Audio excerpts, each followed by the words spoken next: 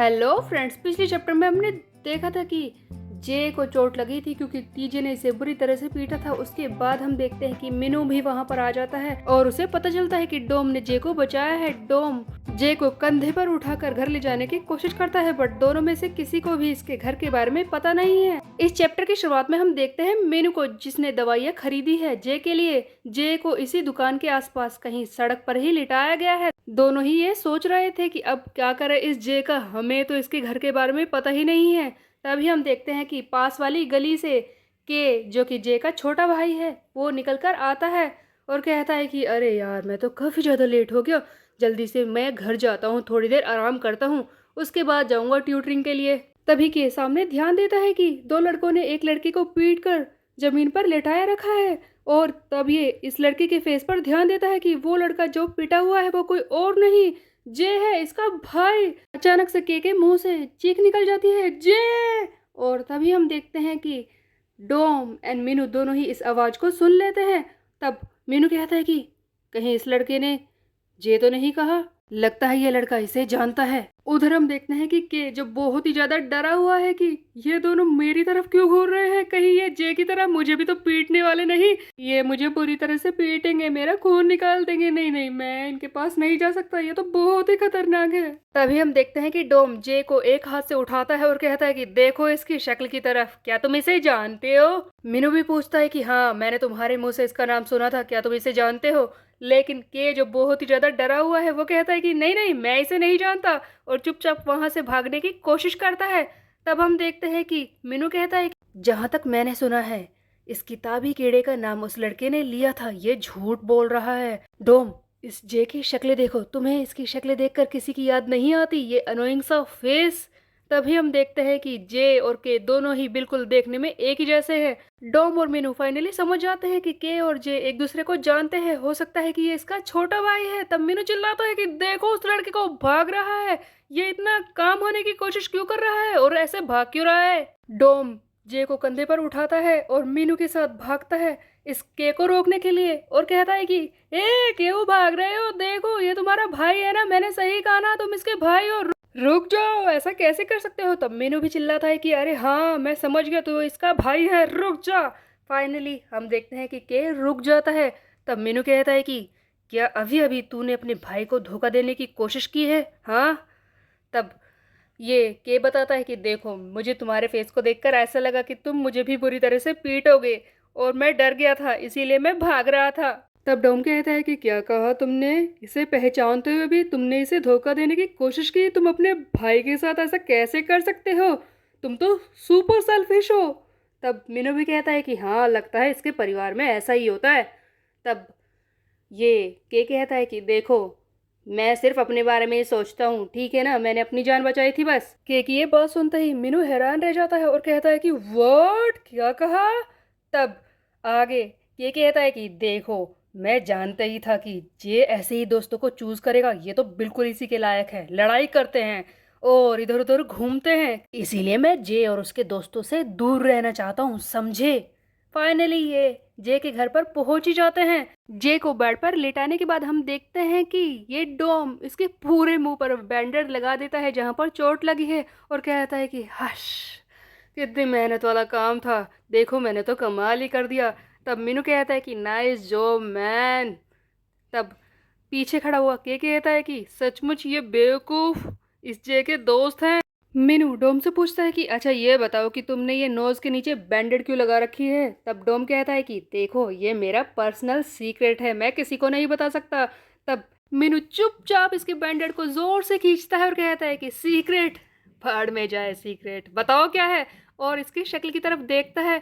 Finally हम देखते हैं कि डोम फिर से इस बैंडेड को लगा लेता है। आखिरकार क्यों ये इस बैंडेड को अपनी नोज के नीचे लगाए रखता है?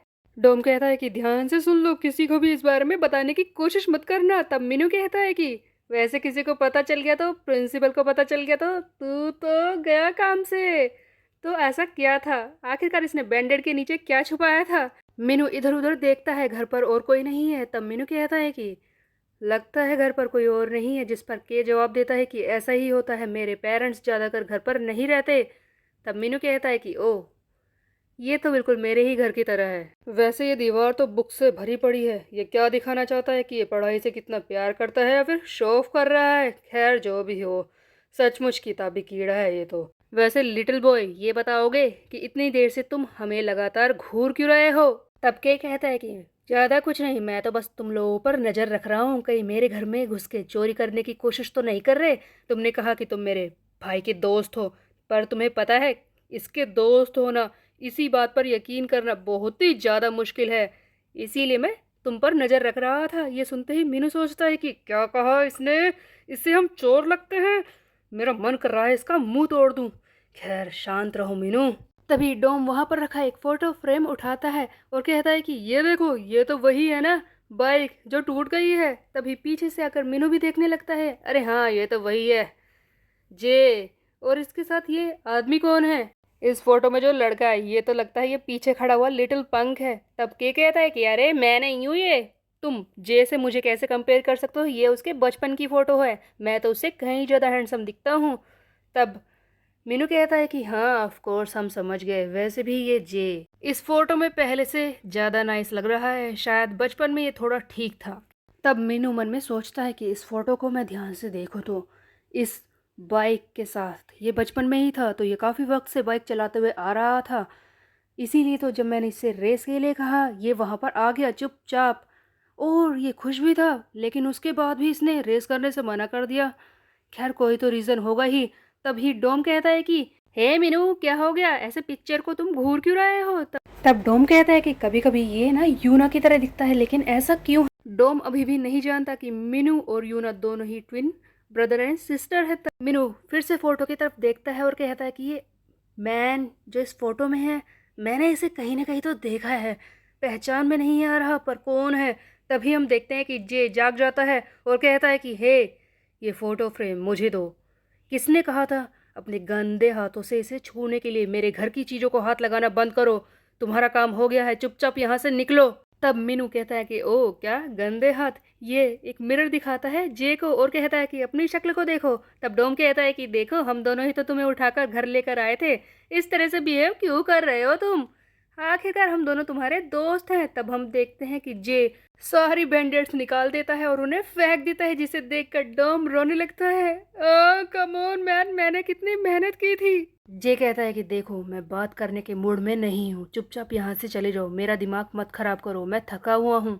तब डोम इसके कंधे पर हाथ रखता है और कहता है कि देखो हम तुम्हें घर लेकर आए, अब तो हम तुम्हारे दोस्त हैं, क्या तुम हमें ऐसे ही निकाल दोगे? हाँ, आखिरकार हम तुम्हारे घर पर है, थोड़ा अच्छी से बात करो। तभी मीनू कहता है कि क्यों ना हम इसके कंप्यूटर को खोले, देखना तो पड़ेगा ही क्या करता है ये स्कूल का प्रेसिडेंट हमारा। हाँ, देखे तो सही इसके कंप्यूटर में किस तरह की लड़कियों की न्यूड पिक्चर्स हैं। ये चिल्लाता है कि मैंने कहा ना जाओ यहाँ से, मेरे कंप्यूटर को हाथ मत लगाओ। मीनू और डोम इसे परेशान करने की कोशिश कर रहे थे। मीनू कंप्यूटर को ओपन करता है और कहता है कि यकीन नहीं हो रहा, एक भी पोर्न वीडियो तक नहीं, कुछ भी नहीं है इसके कंप्यूटर पे। इस जैसा बेवकूफ़ गधा काफ़ी सालों में एक ही बार देखने को मिलता है। हाँ, एक वीडियो मिल गई, चलो इसे देखते हैं। जैसे ही मीनू वीडियो को ओपन करता है वो देखता है कि ये भी पढ़ाई वाली ही वीडियो है। Q is a function element of x. ये सारी बातें सुनते ही मीनू इस जे के हाथ को पकड़कर बैठा है ताकि डोम आसानी से कंप्यूटर चला सके। डोम कहता है कि क्या बकवास वीडियोस डाल रखी है, ये तो सचमुच एक बेवकूफ़ गधा है, इसका क्या होगा। चलो जे, आज मैं तुम्हें सिखाता हूँ एक रियल पाथ, एक रास्ता हमारे जैसे बनने का, एक असली ज़िंदगी जीने का। अच्छा हुआ कि तुम मुझसे मिल गए। तब मीनू कहता है कि हाँ टीचर, सिखाओ इसे एक असली रास्ता, इस जैसा बेवकूफ़ ज़िंदगी में कुछ नहीं कर पाएगा। कि इनकी हरकतों से परेशान होने लगता है और कहता है कि ये तो बेवकूफ़ियाँ करते ही रहेंगे, मैं चुपचाप जाता हूँ, मुझे और भी काम है। ये निकलने ही वाला होता है तभी हम देखते हैं कि डोम एक वीडियो चलाता है, एक अडल्ट वीडियो, जिसे देखकर तीनों ही शौक में रह जाते हैं।